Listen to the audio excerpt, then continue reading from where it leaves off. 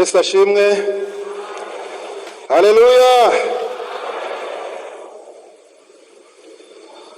Ndifuza kuvuga amagambo menshi mu gihe gito. Banyamasengesho barimo bansengere kugira ngo nze gucyura umubyizi. Haleluya.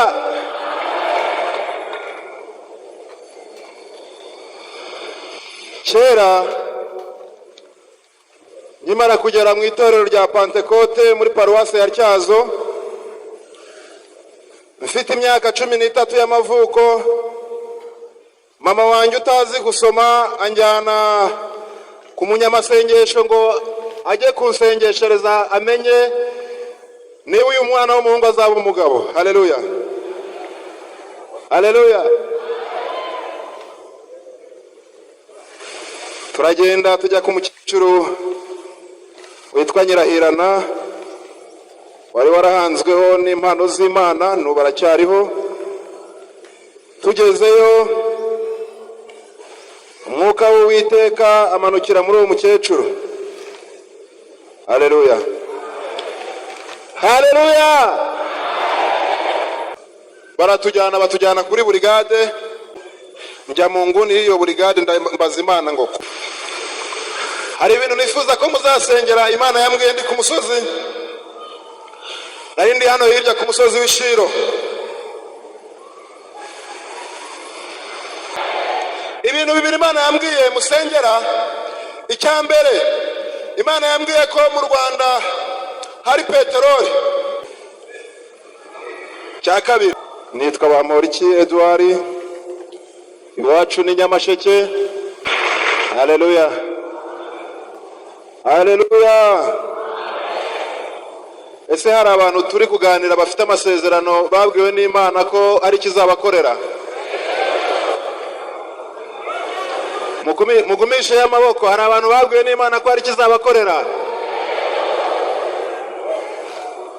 Ibi biganza ni iby'amasezerano. Haleluya. Haleluya.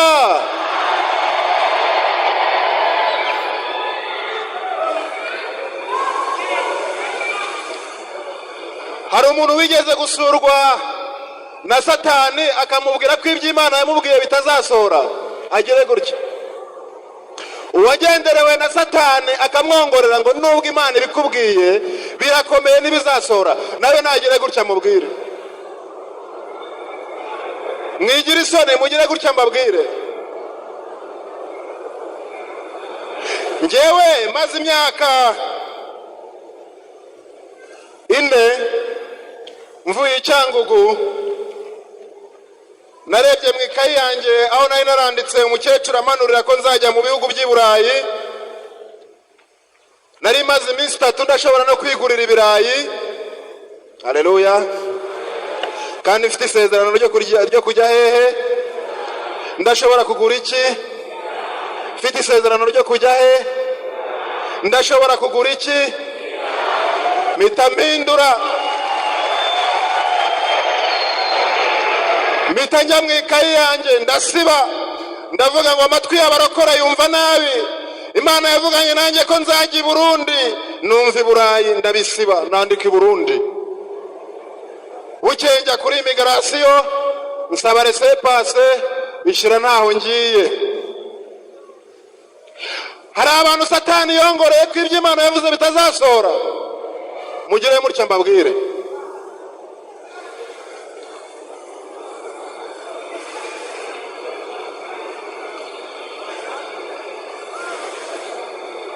Haleluya. Haleluya.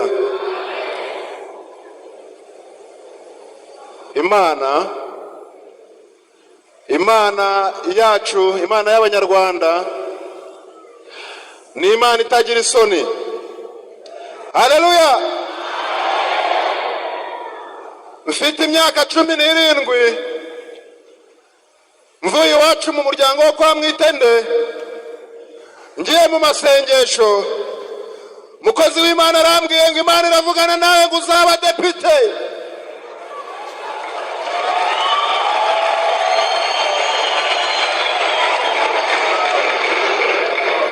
Haleluya. niyo uyu munsi naheruka iyi mikoro icyo Imana yavuganye nanjye cyarasohoye.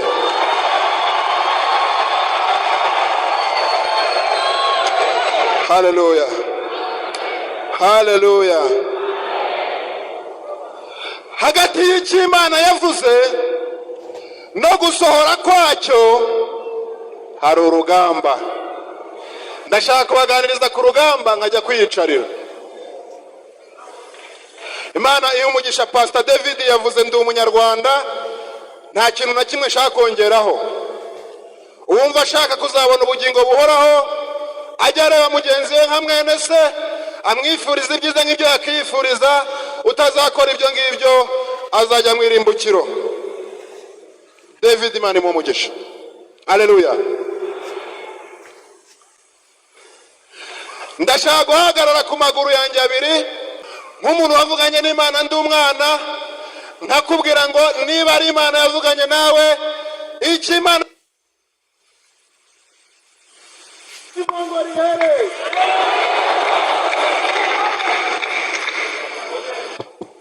hagati y'iby'Imana yavuze no gusohora kwabyo hari urugamba. Nageze mu mwaka wa gatatu, vuga ngo mu mwaka wa gatatu, ebana ku ishuri havuka ikibazo. Nigaga Irangiro muri Nyamasheke, baravuga rero ngo habuze imashini ibaza imbaho yitwa imashini ifasha izindi mashini kubaza imbaho yitwa Dinamo, ngo none muri ankete turi gukora nawe biragufata. Batujyana kuri burigade. Tugeze kuri burigade yo mw'Ityazo, njya mu nguni y'iyo burigade mbaza Imana ngo kuwa mbere bazakora toronkome. Warambwiye ko nzaba umudepite kutagira n'isoni wa Mana we. Nzabera umudepite muri iyi burigade, nzaba umudepite ntarize, bizagenda bite? Haleluya, haleluya. Hashize icyumweru hasigaye ikizami cy'ikinyarwanda, baramfungura. Bamfunguye njya kuri arete yo mw'Ityazo, mfata bisi nzi Kigali. Ari ubwa mbere nje Kigali, ntagira mama, ntagira masenge, ntagira data wacu, kubera ko mu bintu umuhanuzi yarambwiye ngo ugomba kuva i Cyangugu ukajya i Kigali, Imana yawe niho muzahurira. Haleluya, haleluya. Ese hari abantu bari gufashwa n'ibintu ndi kuvuga?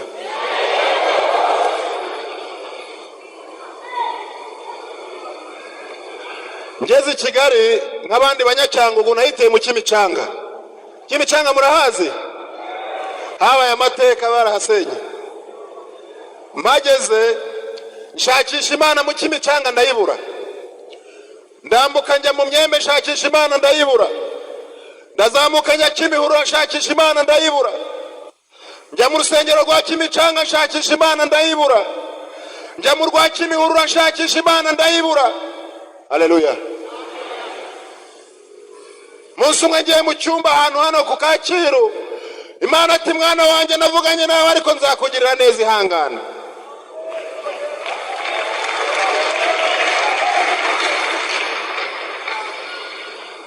Bukeye nzamuka gato njya kuyishakira ahitwa ku Gishushu, mageze ndayishaka ndayibura. Makora ubuyede bw'iminsi 3, ku munsi wa kane intoki ziracika baranyirukana. Shakisha Imana muri Kigali ndayibura.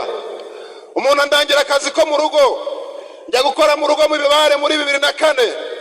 Ngezeyo umukecuru amakazi k'ibihumbi 6.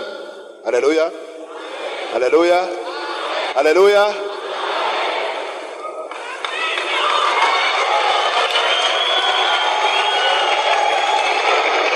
Akazi ndagakora. Umunsi umwe mabuja aturutse mu nzu, nari ntetse inyama, ndi kumva ko umunyu wakoze, umufuniko w'isafuriya urancika, wikubise ku isafuriya. Mabuja aje yiruka arampamagara, ati wari we ni Karame, isafuriya yangira kuruta. Murabyumva? Murabyumva? Ese birumvikana? Mabuja yarambwiye ngo Edward we ni karame, witonde niye isafuriya yangira kuruta. Ibiryo bimaze gusha, isafuriya ndayoza, njya mu mwiherero mu cyumba cyanjye n'isafuriya, nyitereka arenganira nayo, nimbwiza ukuri koko uranduta. Isafuriya iti ndakuruta, mbese unduta gute?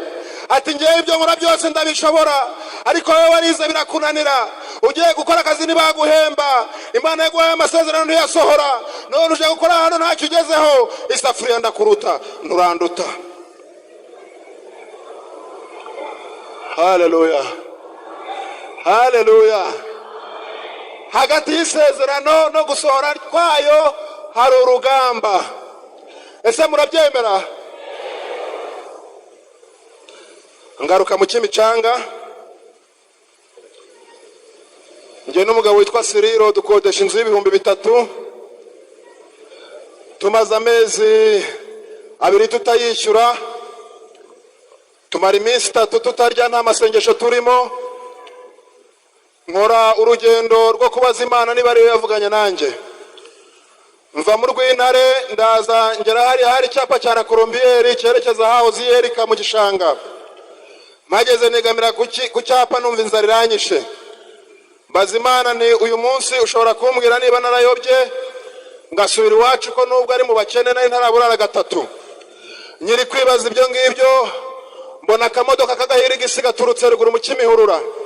Kangezeho aho nari mbagaze nta dodani zari zihari, mbona kabaye nkakinyuzemo gata ikijumba kinini kiruta umutwe wanjye mu muhanda wa kaburimbo. Mpita nohereza isengesho mu muhanda wa ruguru, mpagarika imodoka zimanuka, mbwira Imana ni ntabaririza imanuka zitakigonga. Ndagifata. Haleluya,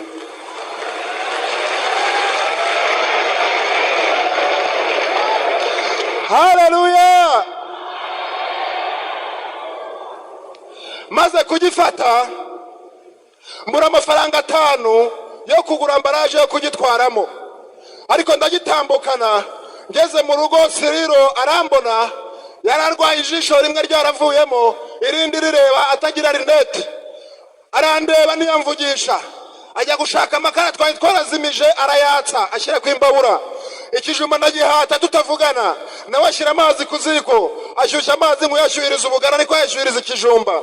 Maze kugikata ngishyira mu mazi, twese tujya ku mbabura turahungiza, ntawe uvugana n'undi. Turahungiza mu kanya nshyira mwakunyu gakeya muri depo z'abakene, umunyu ntujya ushiramo. Shize mwakunyu gakeya, antanga kumva ko byahiye, nanjye nkurikiraho. Buri wese afite ikijumba kuri furushati turi kumva ko cyahiye. Arambaza ngo ugikuye he? Igihe nari maze. Haleluya,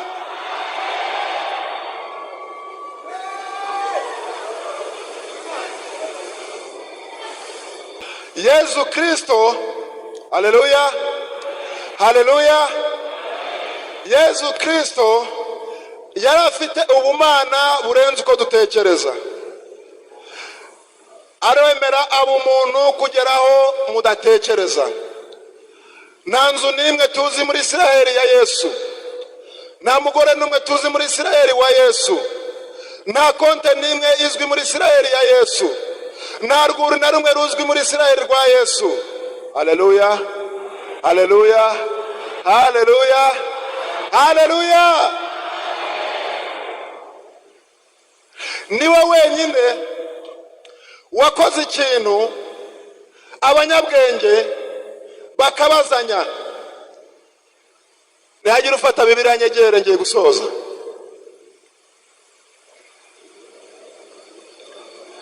Asome Yohana ibice 9 murongo w'10.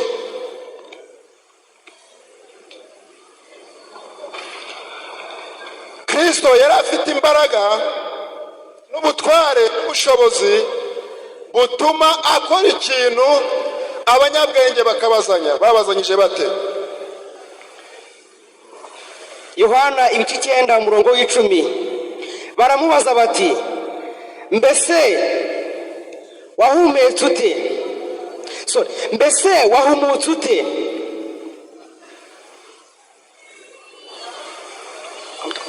komeza. 11 arabasubiza ati wa muntu witwa Yesu yatobye akondo akansiga ku maso arambwira ati Gisorowamu wiyuhagire, nuko ndagenda ndiyuhagira ndahumuka.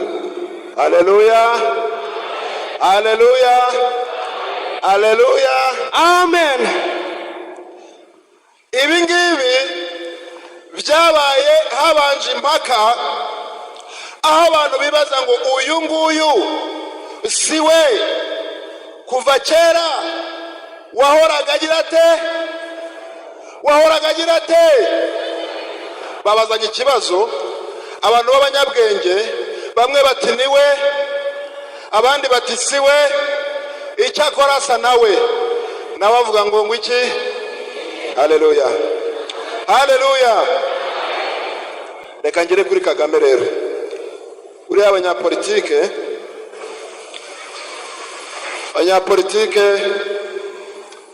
Imana izabaha ijuru nibarikorera,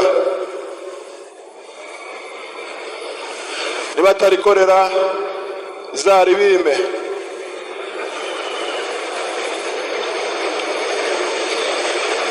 Ubundi bagira powers zishobora gutuma wakibwira ko kubera gusa ko bafite za immunite abanyapolitike Imana izabaha ijuru nibarikorera. Haleluya, haleluya. Hari igihe abantu bakorera Imana mu bikorwa ntibazigere na rimwe bavuga amagambo menshi yo muri Bibiliya, ariko bakaba bakoreye Imana. Reka mbabwire ikintu nabonye ku mugabo witwa Kagame. Haleluya, haleluya.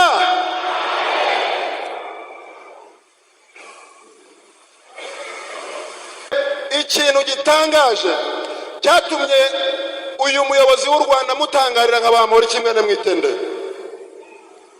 nkaba nzabibwira abana banjye, nkabibwira abuzukuru n'abuzukuruza n'ubuvivi. Ni ukubona umugabo wayoboye urugamba abantu bakarugwaho, agafata igihugu, yamara gufata igihugu agahura n'umugabo wishe abantu, afite abana, afite abagore, akabwira uwishwe mumujyane mu butabera, abana be mubajyane mu mashuri, akagwa nk'uko kakarangije mukajyane mu kazi. Uyu mugore niba yarize nawe mu muhakazi, aba bose ni abanyarwanda. Guys,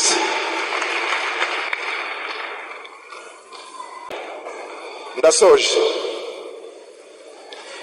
Nakundaga kubwira abantu ko iyo nsoje mba ntangiye, ariko ubu noneho ndasoje.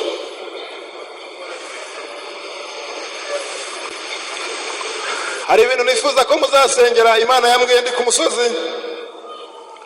Nari ndi hano hirya ku musozi w'Ishiro. Ishiro ni umusozi nta nzu ihari, nujyayo imvura yaguye izakunyagira, nujyayo ari nijoro bazagufunga, nujyayo uzajya ubanza usenge. Igeze kujya mu rutare rw'ahantu bita Samatare, hashize icyumweru mvuyeyo, umushumba atabizi arampamagana ati ngwino tujye gufunga urutare rw'ahantu bita Samatare. Tugeze ku rusengero ahantu tugiye kubabwira ko batazongera gusengera mu rutare. Hashize icyumweru twasenganaga n'abantu bo ku rwo rusengero, bumva umushumba ibyo avuga, noneho baza kujyana hanze.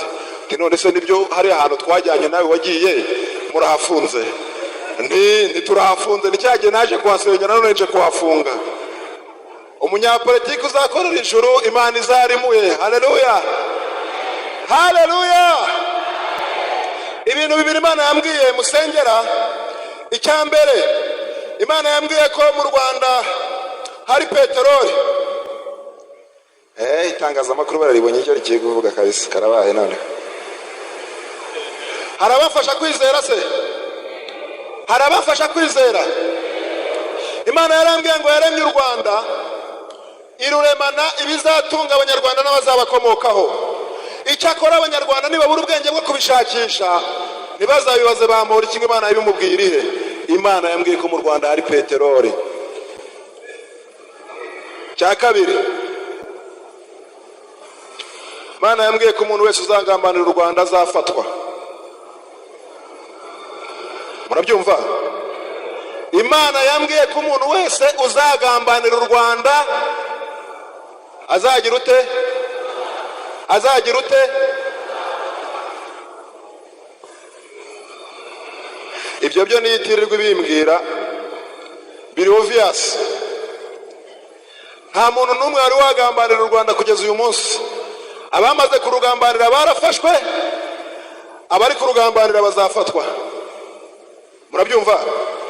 Ndashaka gusengera Imana abantu bafite amasezerano, kubera ko kwirirwa njya kubabwira ibyabaye mu rugendo bwakira bugacya. Ubu tuvugana amaze kugenda ibihugu 58, minsi mike zajya mu cya 59, kubera ko Imana yambwiye gusengera urugendo ruri imbere.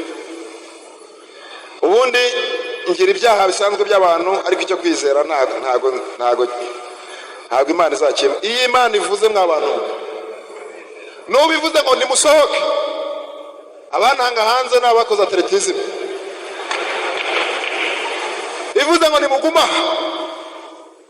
ubwo ku nteko bazaza kunshaka.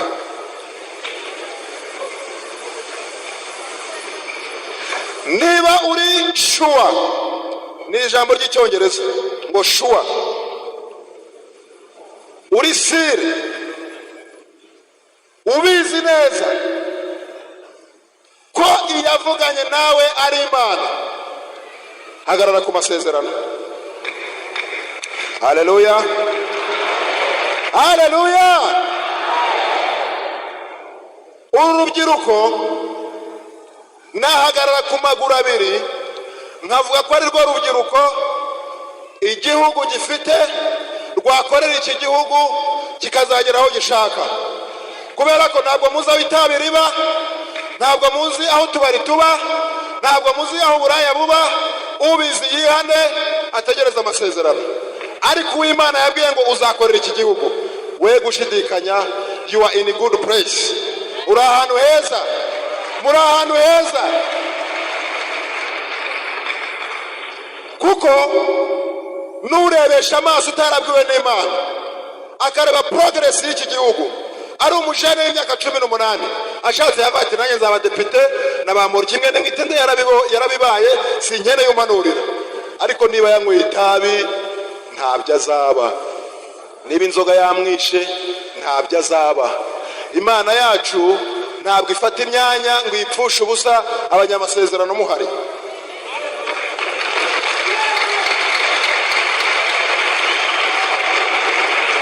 Niba hari umusinzi uri kunywa nyinshi ngo azirangiza azabone kuza kuyobora itorero, ntabwo bizemera, ntabwo bizemera. Uyu murimo uri mu biganza byacu abajene, iki gihugu kiri mu biganza byacu abakiri bato, cyane cyane abagerageza gukora ibyo Imana ishaka.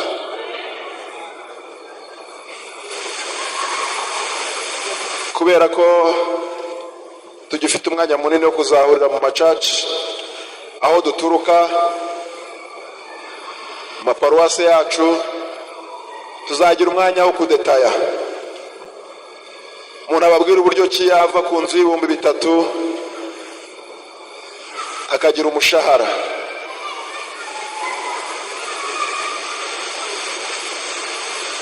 Umuntu ashobora kugera ku rwego rwo kwiyanga wumva nawe wibihiye, ukagera igihe abanyamerika bagutumaho ngo wa muntu wakinye filime naza atambuke, uko utambutse bakaguhemba bakakwishyura.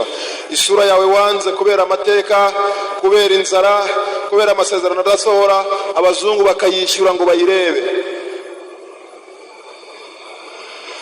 Imana ibongerere kwizera, ibyo Imana yavuganye namwe bizasohora, nimugire gushidikanya na gutoya. Imana niyo yavuganye namwe, ibyo yababwiye bizasohora. Kwizera kwanyu kuzamuke cyane kurenga aho mwatekerezaga. Uvuga ati Imana yavanye Bamporiki ku kijumba cyo ku muhanda ikamutuza muri Kigali. Ni Imana ya Bamporiki ikaba ni Imana yawe. Muri 2005 nigeze kwimuka n'ingorofani.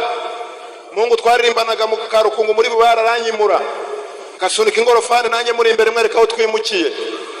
Uyu munsi niyo wagira amakamyo 8 ntiwanyimura, kuko ntabwo wabona ikamyo yimura ikimura n'inzu, kuko Imana yanuje muri Kigali. Haleluya. Imyaka 75 ababyeyi bacu barakoze, Imana ibaho umugisha. Iyo mutakoze tuzabikora, kandi nitutaba abarinzi b'ibyo mwageze, Imana izabitubaze, ariko kandi izadushoboze. Kadusenga Imana.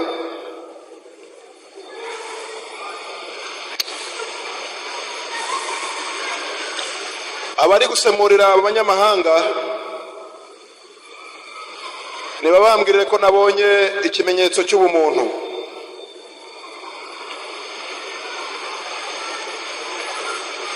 Your presence in the house of God, it's a real meaning of humanity. Having you here, it's a meaningful. It has a big meaning. I'm very happy, and I'm sure my government is happy to have you in Rwanda. Keep coming. This is your country. Thank you very much. Mutiriwe muhaguruka, abantu bashaka kwizerera mu Mana yabo, kandi Imana yabamora iki? Ubundi Imana ibyo yankoreye, iki takugira ni kimwe, ntabwo yakugira bamora iki. Waba ugize ibyago, ukwiye kugira Imana yawe, ukazasiga amateka y'Imana yawe, ukayasigira abana bawe uri wowe. Ibyo Imana yakoreye bamora iki ni byabamora iki? Ariko icyo nzi ni kimwe, Imana yagukorera ibirutse ibyo yankoreye. Ni waba bamora iki ariko wamurusha. Duhuze kwizera. Umunsi umwe nakundanye n'umukobwa w'icyangugu ajya gusenga. Imana iramubwira ati urakundana na bamora iki ndakwica. Tihamagara bamora iki mubwire ko umugore wari ibyuma kandi yitwa Korodine. Umukobwa aramamagara arira ati sheri erega birapfuye, ntibipfuye bite? Aterega Imana imbwiye kutari uwanjye. Ntabwo uri uwanjye ute? Ati Imana imbwiye ko umugore wawe yitwa Korodine kandi ari ibyuma ngewe ndi icyangugu. Ese mushaka ko Imana ikorana natwe ibitangaza?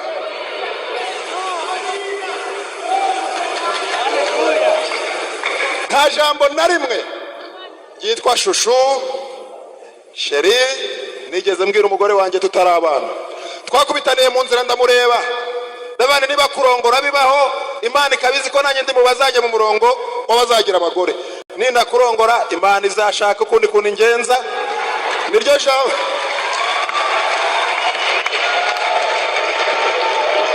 Niryo jambo namubwiye bwa mbere. Arandeba rero, andenze ingohe, ubwo umuhungu narisengeye, ariko kandi sineretswe.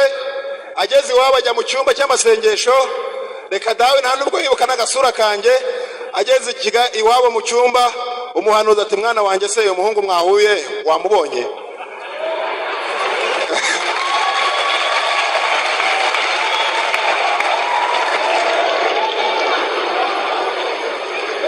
Haleluya.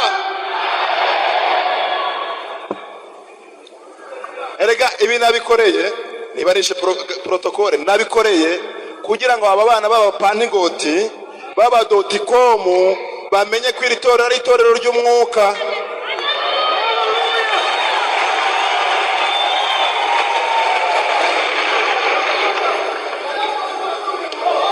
Aba bayobozi niba bakiyobora iri torero, niba batariyobora bazamvuganire, bazaba bakomeye, bazaba barariyoboye.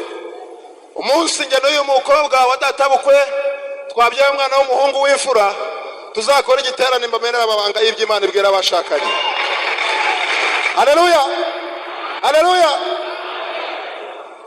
Ubundi niba ari ikintu cyamvangira, nuko nabyara umwana nyuma y'imyaka 5 ndi umupanigoti wizera akavuka ari umukobwa ari imfura. Byamvangira atari uko mvangura ibitsina, ahubwo ari uko Imana yavuganye nanjye ko umwana wanjye w'imfura ari umuhungu. Icyo rero ngibabwiye kitaraba, kandi umugore wanjye ntabikunda. Tumaze imyaka 5 ivango ndamuzanye araje tukizera, mwako gashira hashize 5 turamutegereje. Haleluya. Reka sengere abo ukwizera kwabaye guke, kandi umunsi wa mwana wacu yaje muzaze dushimana Imana, kuko uwo nguwo wenyine namara kuza nzababwira ibizakurikira. Bega abapanigoti bafite kwizera guke we, Imana ibongerere kwizera.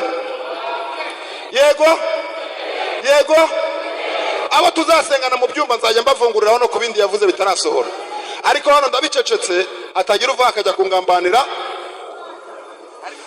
Ariko Imana iriho, Imana y'abapanigoti iriho. Haleluya. Imana y'abapanigoti iri.